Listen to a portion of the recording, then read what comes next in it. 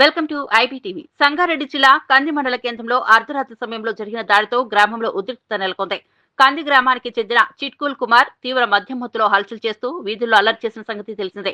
అదే సమయంలో గుడిల్లి విజయ్పై కట్టెలతో, రాళ్లతో, ఇనుప కడ్డీలతో దాడి చేయడంతో అతని పరిస్థితి విషమించిందని స్థానికులు తెలిపారు. వెంటనే గ్రామస్తులు విజయ్ను ప్రభుత్వ ఆసుపత్రికి తరలించారు. బాధితుడి తల్లిదండ్రులు మాట్లాడుతూ చిట్కూల్ కుమార్ కు కొంతమంది వ్యక్తులు అండదండలుగా నిలుస్తుండటంతో రాత్రి వేళ సాధారణ ప్రజలపై దాడులకు పాల్పడుతున్నారని ఆవేదన వ్యక్తం చేశారు.